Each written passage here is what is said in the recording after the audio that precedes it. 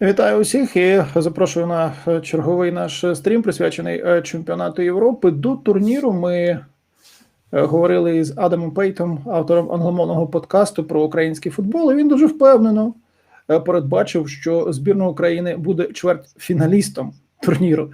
Отже, сьогодні ми знову спілкуємося з Адамом і поцікавимося його враженнями від турніру.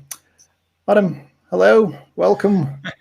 So you made it with your prediction with the quarterfinal. I wish I'd put some money on it now as well. Well, I mean, it's been a strange tournament, I think, for Zabina overall. It's kind of a real sort of mixed bag. Very proud that they got to the quarterfinals, and for me personally, they deserve all the praise that's been lavished on them over the last week. I think it's fully justified.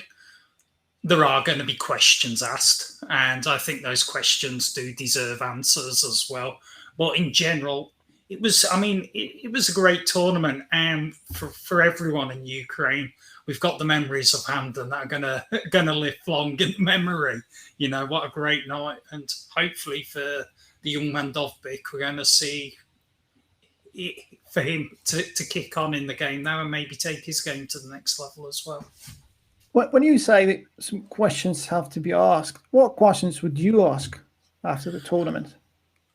I mean, the big one would be the squad, sort of the composition of the squad.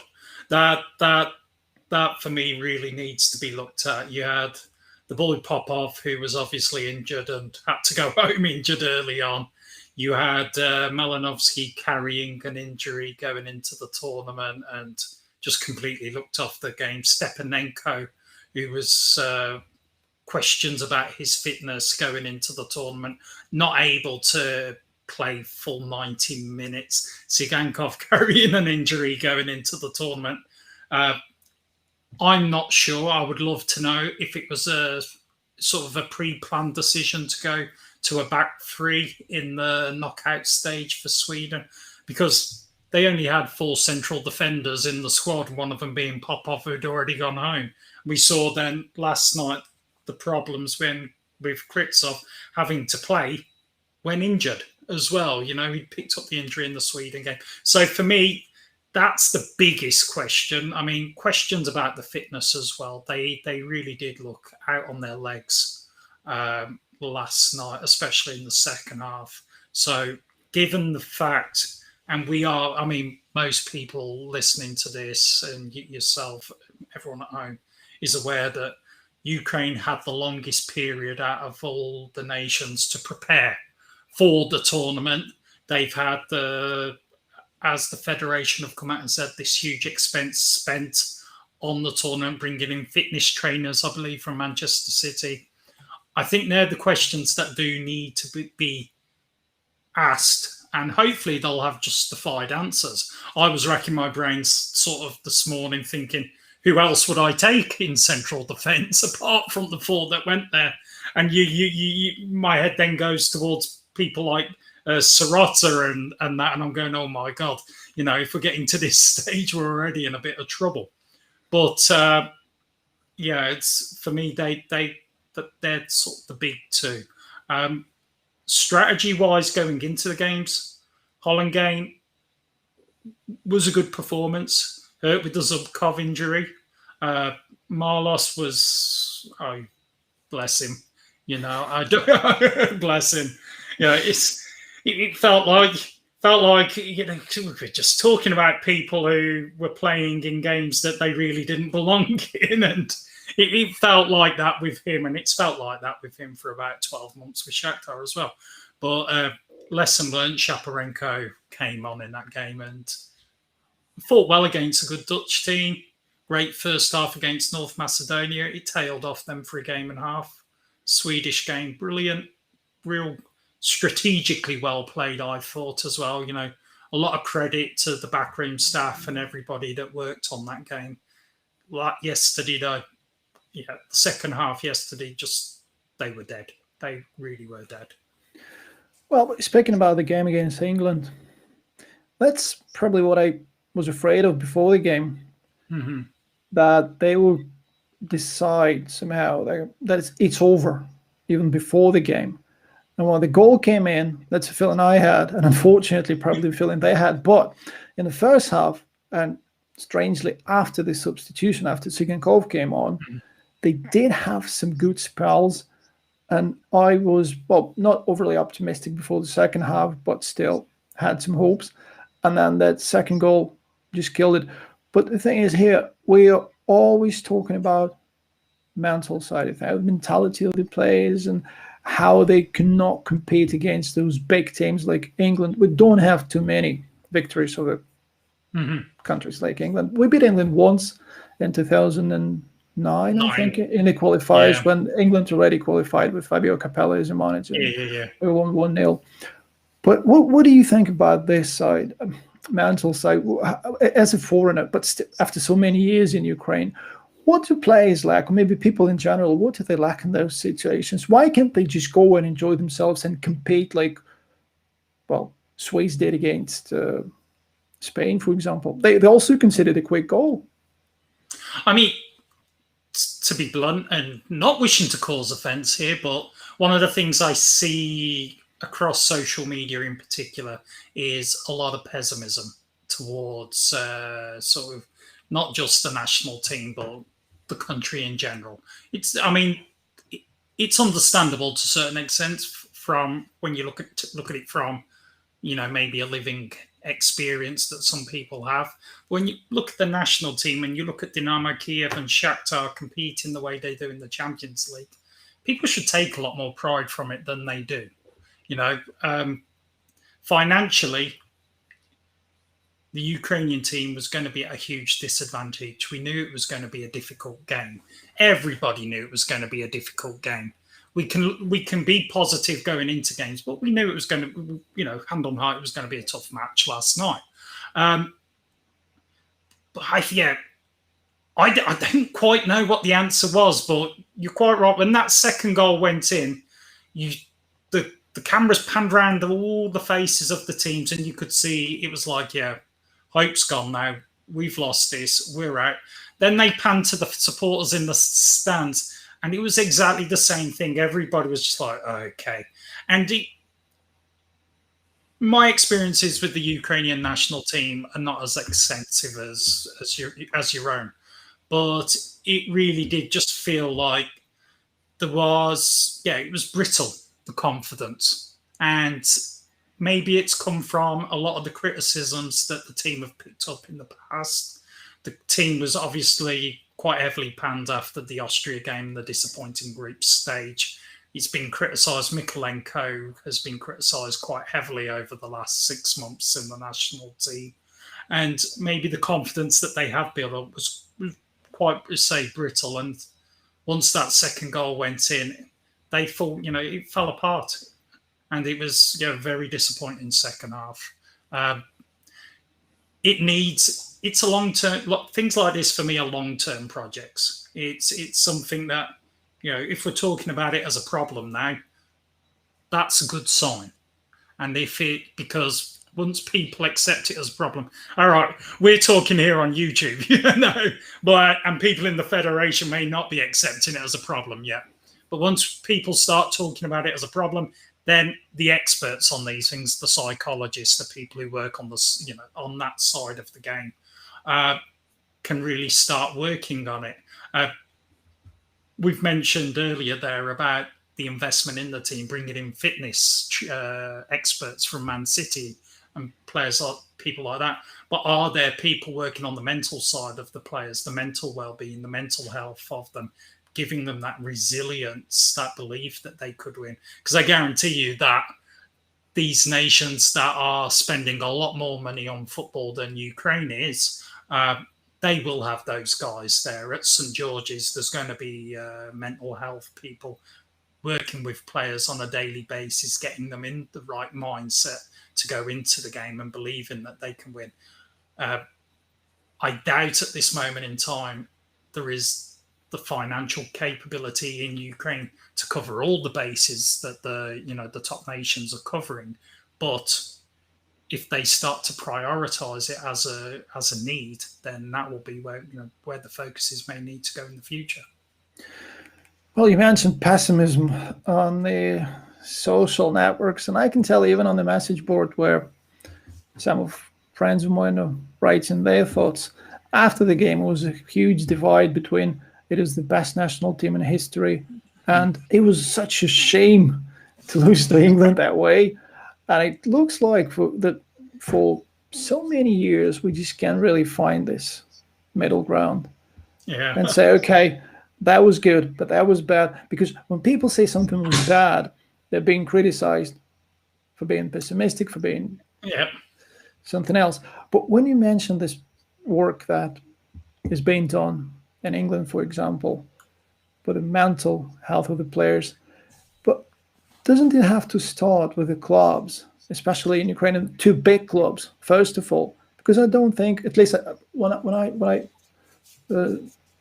talk about it, I probably mean Dynamo Kiev first. I don't think they're doing it. I doubt it as well. I doubt it. I mean, we've spoken about Dynamo before. There isn't the desire at the moment under the sort of present administration to take on these sort of techniques. They talk about it's almost a show toy for the ownership of Dynamo Kiev at the moment, sadly. But it doesn't mean that it's going to be the ownership of Dynamo Kiev forever. And it may be. We've seen, I mean, over the last couple of years, some of the clubs in Western Ukraine show more diverse approaches to club ownership and the way they're marketing their clubs, becoming more diverse outside of the big two. And it could well be that in Ukraine that we see this being picked up by those more developed clubs out, in particularly in the West. We've seen, Rook being picked up by the City Group.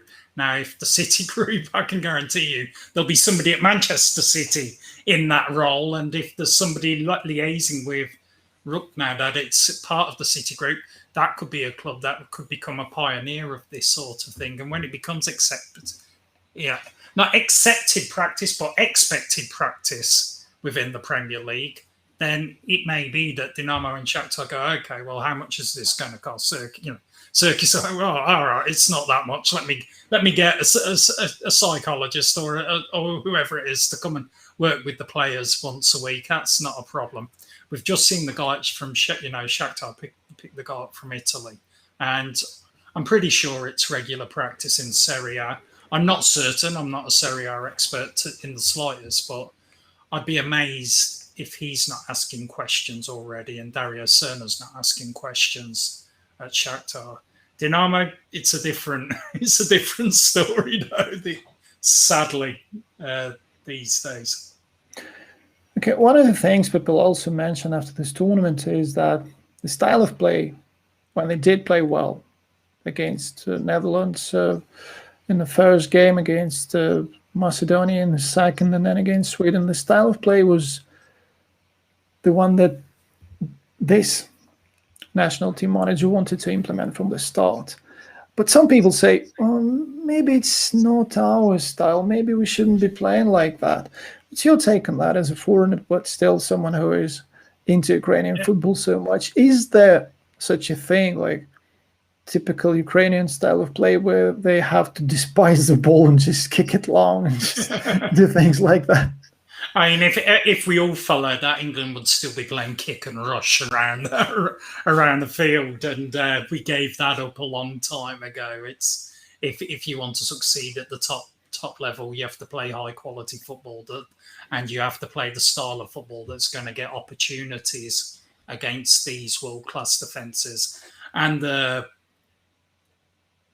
performances, some of the I won't say performances, some of the passages of play that we saw during the games, they really were outstanding. They showcased the technical ability of Ukrainian players, the interchange of passing.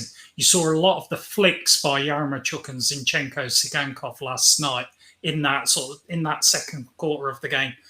this English defence that's been sort of pioneered as, one of the greatest of all time, couldn't cope with it for about 20 minutes there. The amount of chances they created at the back end of that first half is probably the most that we've seen the English defence concede during this tournament. And it was because of this interchange of play. We saw what I've really liked, and I'm curious to know whether it was from the Italian sort of technical assistance that Shevchenko brought in, or whether it was more of a role that Zinchenko appeared to have as the tournament developed. This more fluid style of formation, of shape, that the team showed in the Sweden game and in the first half of the England game, where the midfielders and the attackers were interchanging. You saw Zinchenko interchange with Mikolenko, Karavayev, Shaparenko interchange during the game. And it was almost like Guardiola-esque at times. That's why I ask, sort of the influence of Zinchenko in it, in the knockout tournaments. Don't get sort of hooked up on cultural stereotypes when it comes to football. It's going to keep you in the dark ages. It really does. It did with us. People are singing about sort of 25 years ago. 25 years ago, we were singing about 30 years of hurt.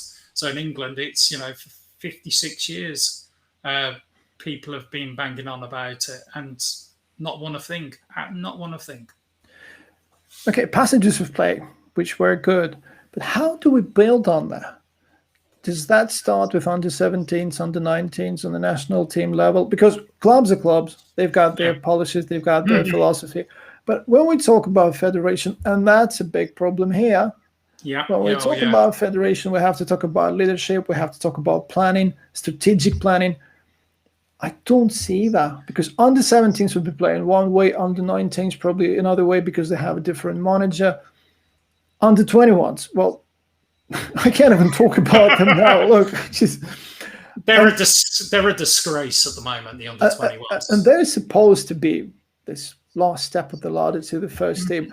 So how do you develop that? How do you build on those passages of play that were good during the tournament? You say it needs an overhaul there. I was talking with some people earlier about this. I said, it may be with the present structure in the federation, that's not going to be possible.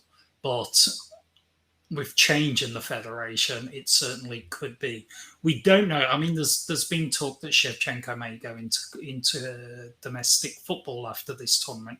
We don't know yet. Maybe there's been an announcement I'm not aware of.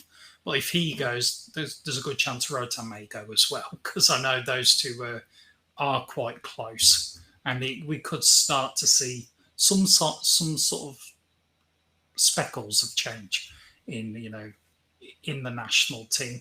It definitely needs a coordinator overseeing the whole process. It isn't there now. What's going on at under 21 level, God only knows. It really, really, really don't.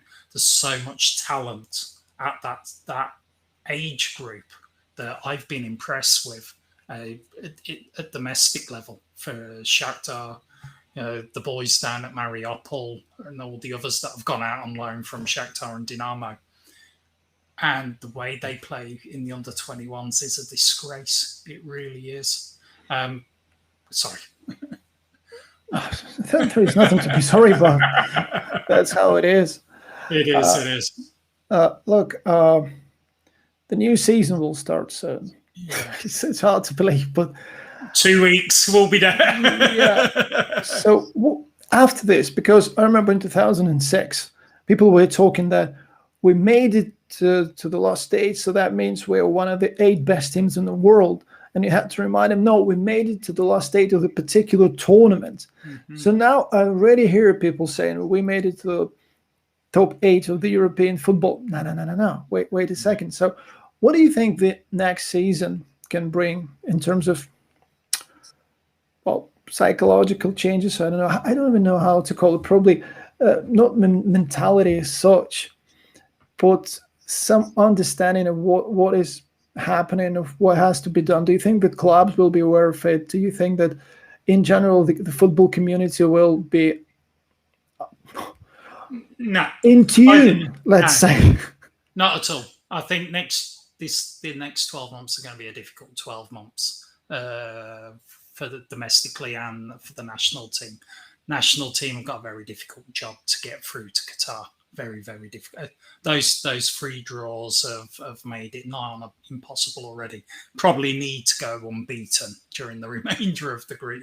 Win 5 of the remaining qualifiers to get to Qatar.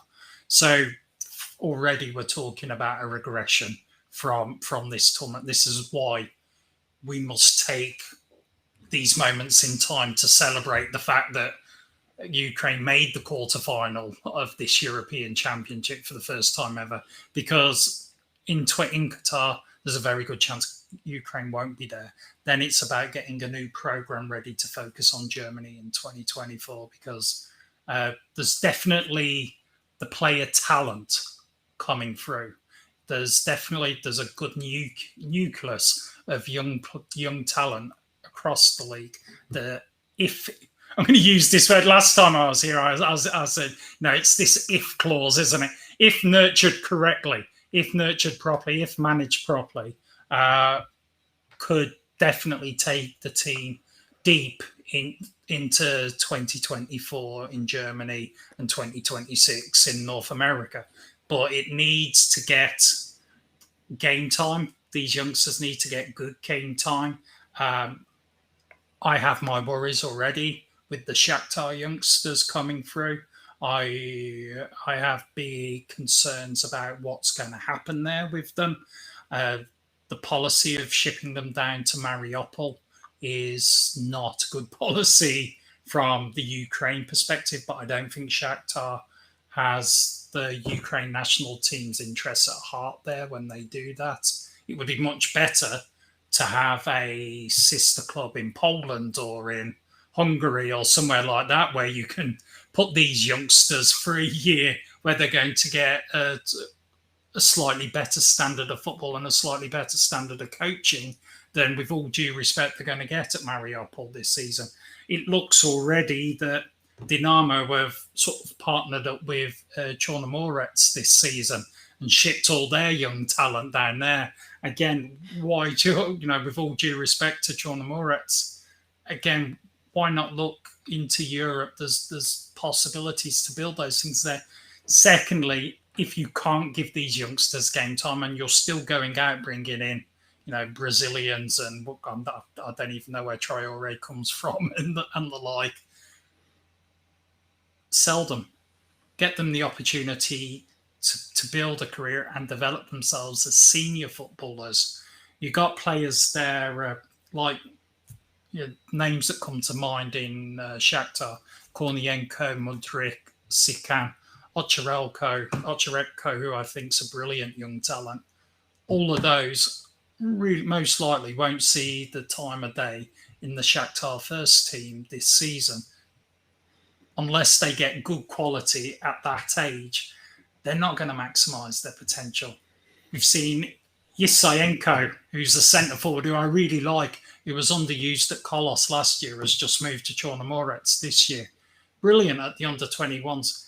He needs to go. He needs to move. He needs to get now regular first-team football, so he's got that chance to really develop. I believe he's 21 now. If in the next couple of years he doesn't get good quality game time, career over again. But they have to be managed correctly. And the decision this year they've abandoned the under-21 league this year in the UPL, which was ridiculous in it already. But that they've still maintained that these huge squads can be allowed, and you can ship an uncapped number of players to one club, which both of those things for me go against a good, healthy federation structure. You can't have this like sister club where you send all the players you don't want around this year, you send the coaches you don't want around this year, and they get this lower quality of coaching and they're not getting good practice there. And we see them fall away. The sad story of Vakula last year. You know, another great young talent, sort of 24 months ago, was hitting all the stat charts and everything on his performances. Played, 90 minutes for Shakhtar over the season, then had his incidents in Christmas, didn't play again. And we're losing these talents at the moment. Well, there are questions here about England for you. Okay. One of them is, who would you prefer in the final, Spain or Italy? But I just don't understand, why would anyone ask you about England when Denmark will be playing the final? Yeah, I don't know. I'm focused on the UPL. We're coming up in 2 weeks anyway. If we're talking from an England perspective, the Italians look very solid, very well organised. The Spanish do look beatable, so I would have to say the Spanish. If we're talking from an England perspective, Spain looked the weaker of the two on that side of the draw. What Ukrainian player would you want to see in Leeds next season? In Leeds? Yeah. In Leeds? Oh, well, as a Sheffield United fan, I'd probably like to see Marlos at Leeds next season. he would die after one training session, so you wouldn't want to send him there. Oh no, I'd make him captain and put in his contract that he has to play every single game for Leeds. But it would be interesting to see someone go into Leeds and work with Marcelo Bielsa. That would be great. If we're talking about quality, I was talking about this on Sky Sports the other day. Ruslan Malinovsky, I think, based on his Serie A performances, is ready for the EPL, and Leeds, is a good club. It's a well-coached club, and he would definitely benefit from the experience of playing in the EPL. Earlier this year, we've heard rumors about Matvienko going to Arsenal. After last night's performance, I doubt even Arsenal de Sarandí from Argentina would be interested in him. But what do you make of it? Do you really think that there are Ukrainian players who have been closely followed by Premier League clubs at this top level, if Arsenal, of course, can be considered top level now? They can't. It would be a quick answer. I definitely think Premier League clubs are following the UPL. They're looking for the young talent. After Ukraine won the Under-20 World Cup back in 2019, a lot of eyes were sent here. I talk with scouts in the UK regularly myself, and I tell them about the great young talents that are here. I mean, the really good thing, given Brexit and given all the work permit restrictions, players like Zabani, players like Trubin as well, Shaparenko, who are getting all this good game time, Mikolenko, Sigankov, under the age of 25, getting a lot of game time for Zabina, makes them eligible for the work permit requirements for Brexit. And clubs like Liverpool, clubs like Manchester United, Manchester City would love these good young talents to come across. The issue from a Ukraine perspective is they won't get in the first team straight away, but they'll see it as a 2, 3, 4 year project where they can get them in, get them under their own coaches, coach them into their own systems, with the idea of them progressing over the next 2, 3 years into their first team squad.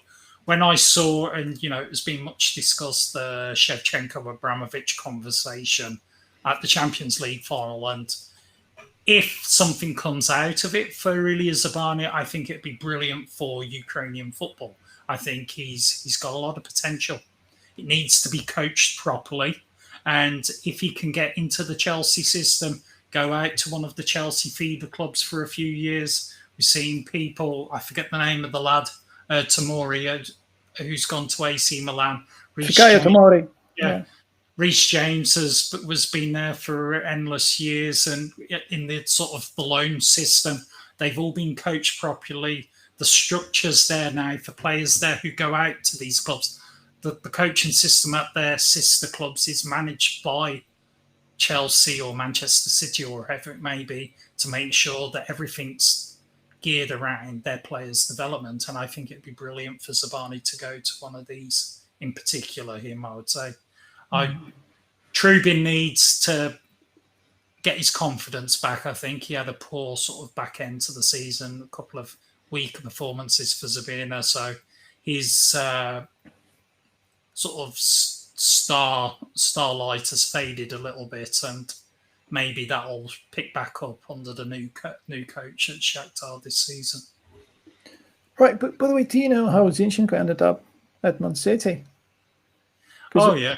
Apparently Guardiola noticed him when he played for Shakhtar under 19s in the UEFA Youth League, and he remembered him.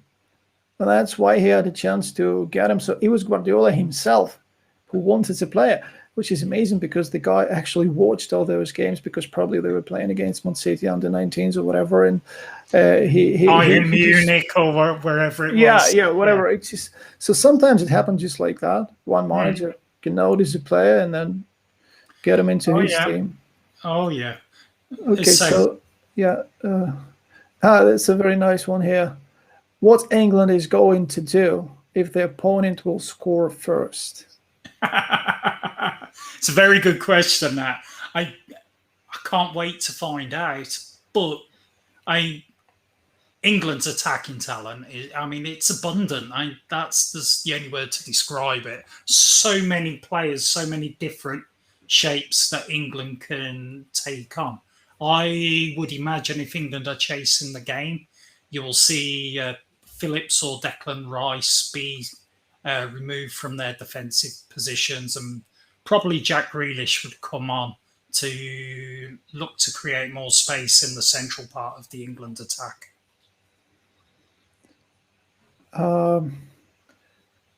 There is a mention here of the 90th minute pathetic triple substitution that never happened. And that was a quintessence of Sheva's inability. He should go. Of Sheva's inability. Because he wanted to make that substitution. It was a shame. It really was. It was a weird one. It really was a weird situation. Let me tell you something. Go on. Weird is Timo Schuh coming on against Poland 5 years ago. That was weird. That was something we couldn't understand. I still don't understand it. This one, it's 4-0 to England. Well, I don't know. But he should go. Do you think he should go? Shevchenko? Yeah. I think he's going to go. Anyway, I don't think it's up for...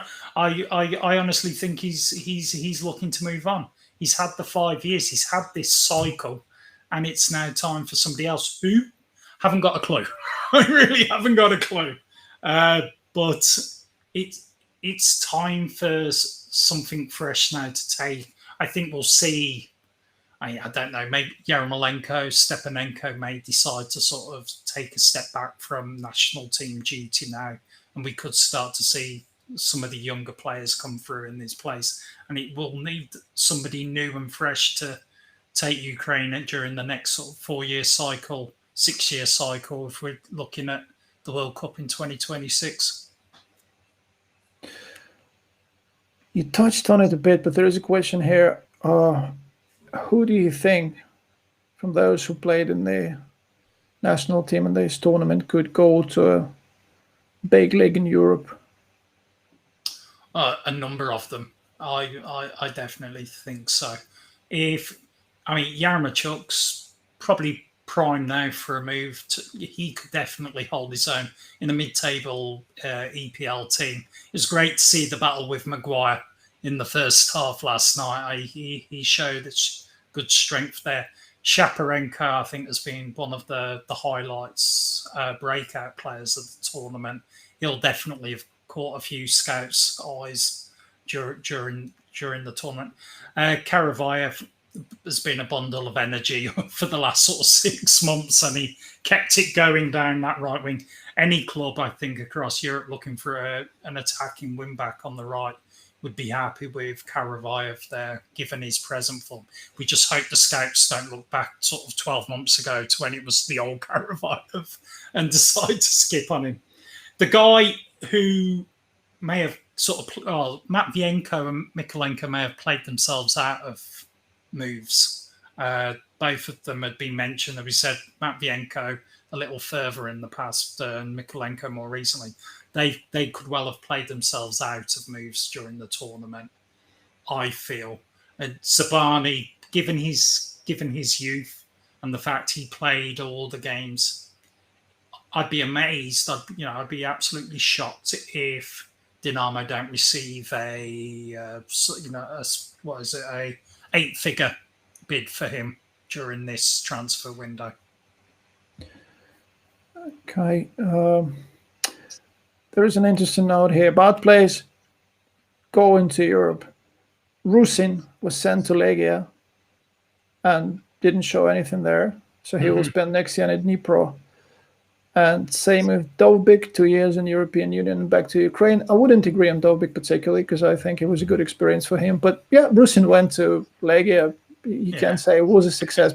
But probably we should talk here more about the strategy of all this, not just any particular case. Because, for example, Rybalka went to Slovan in Bratislava a few years ago, and he did well there.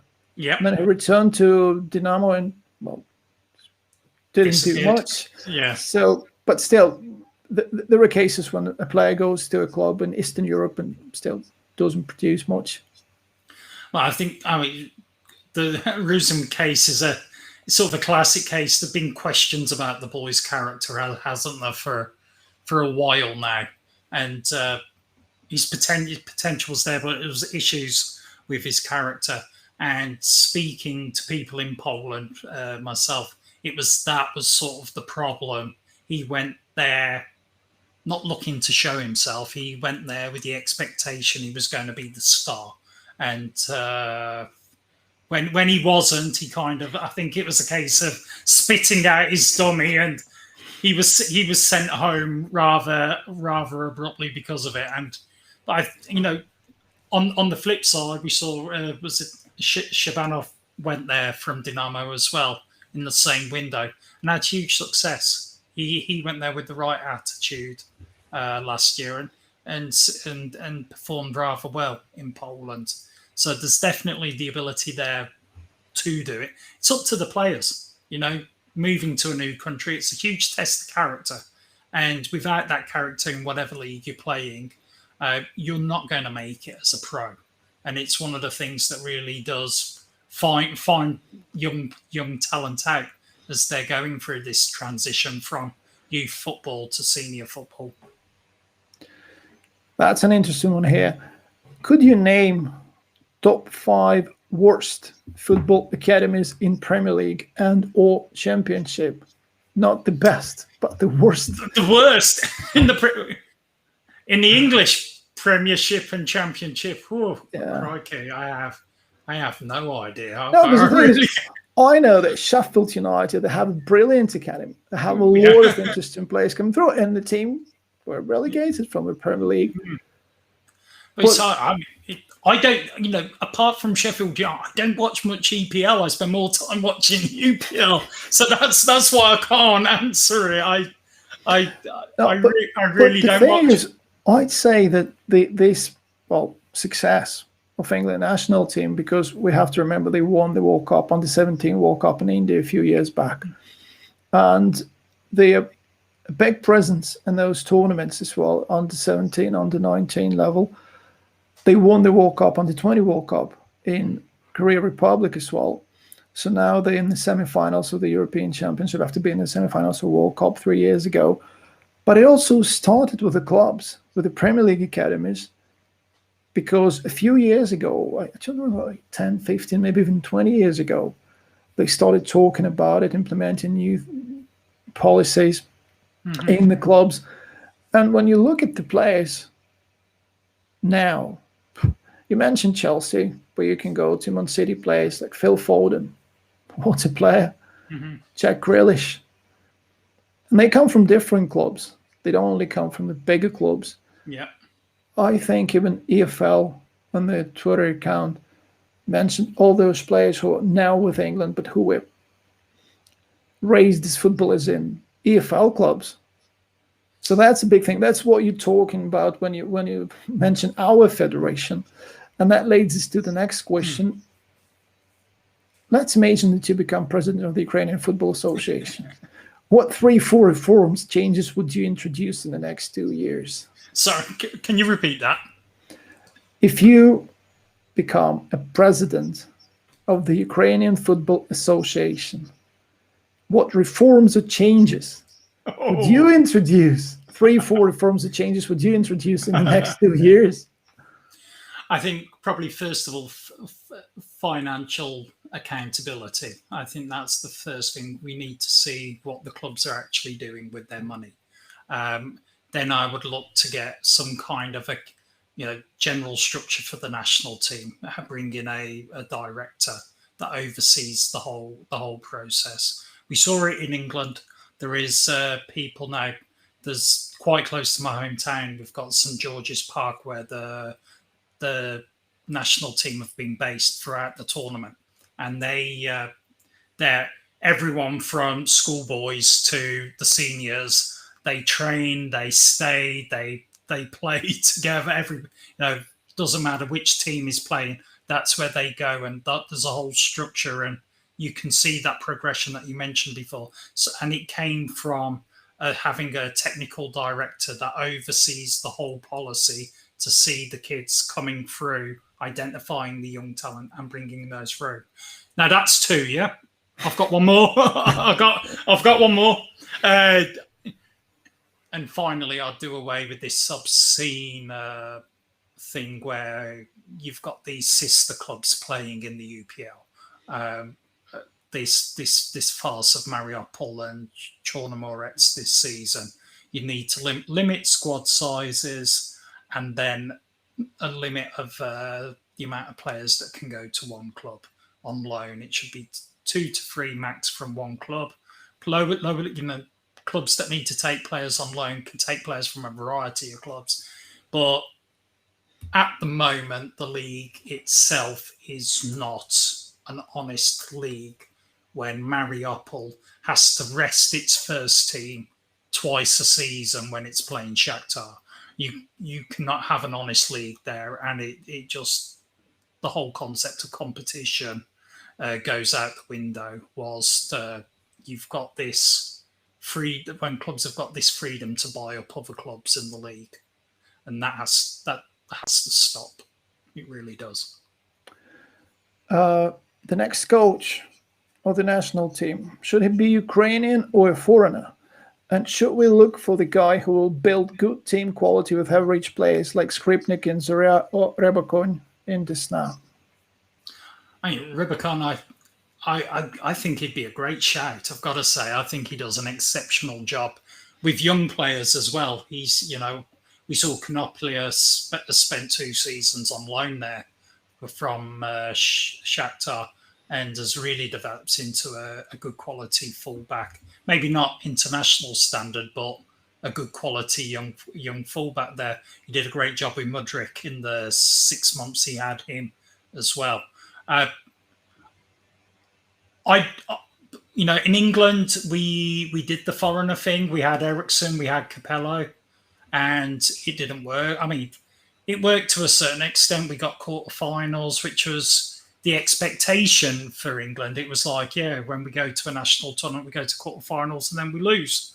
And that's what they did. They got paid a lot of money. Being a foreigner, you can say, look at me, I've got all this expertise. Let me come in, I'll change everything and pay me a lot of money. It's more about the best person for the job than most, knowledgeable person for a job. Somebody that comes in needs to have a desire to work hard, know who the best Ukrainian players are, and it doesn't matter if they're playing for Shakhtar, Dynamo, Dnipro, Vorskla, whoever it is, whichever club it is, and be able to build a team, a squad of players that can compete at an international level.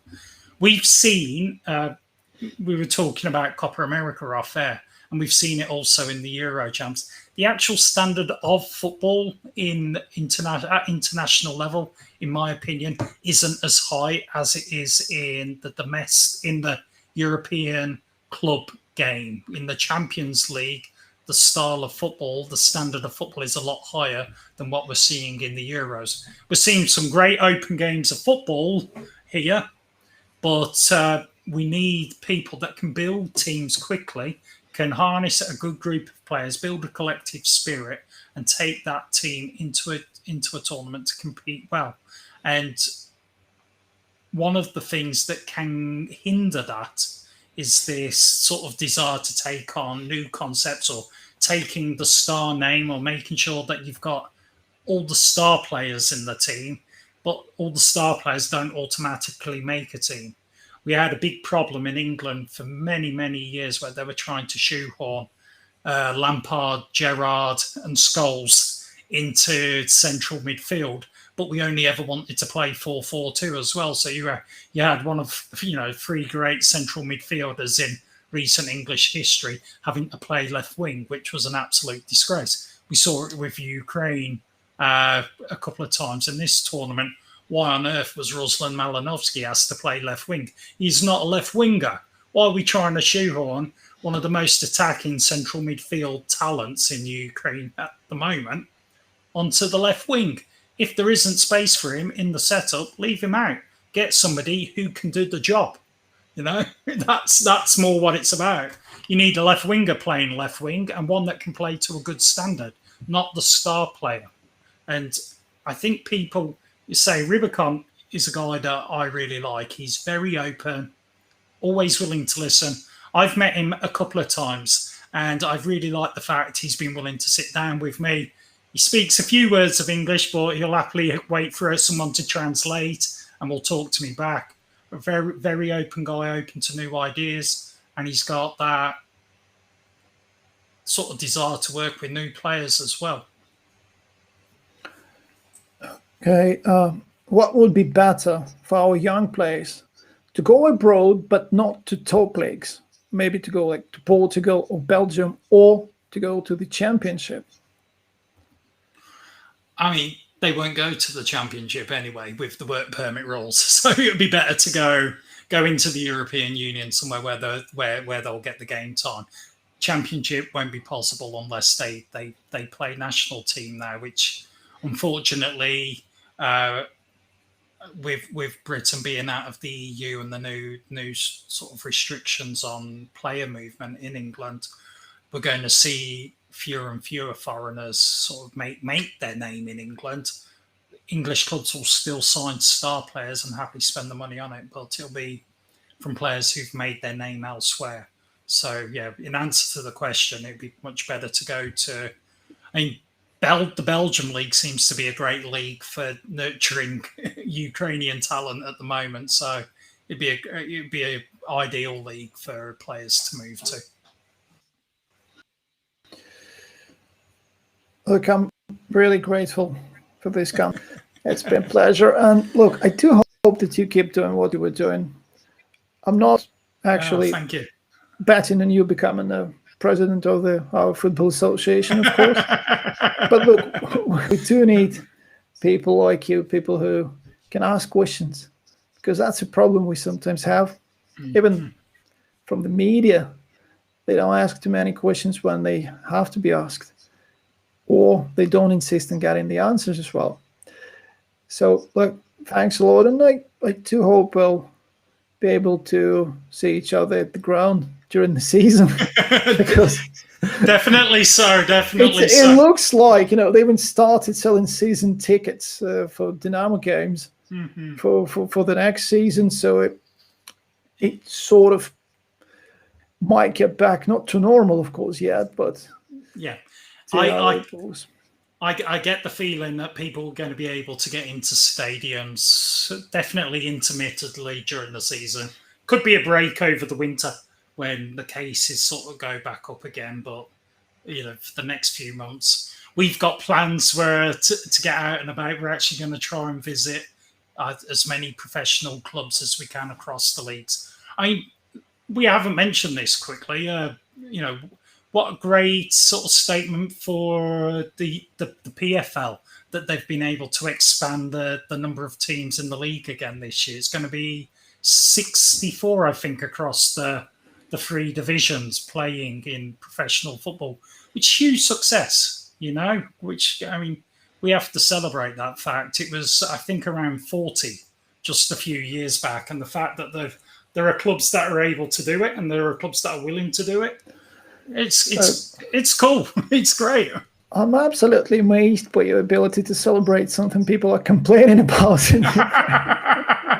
But why complain? Why it's? I mean, because you've got two groups of 16 teams at that third tier. You're going to see good quality, not quality football, but you're going to see good quantity of football being played in a lot of communities around Ukraine this season where they weren't playing before. It's going to get more people interested in their local teams than before, and I think that's a blooming good thing to celebrate.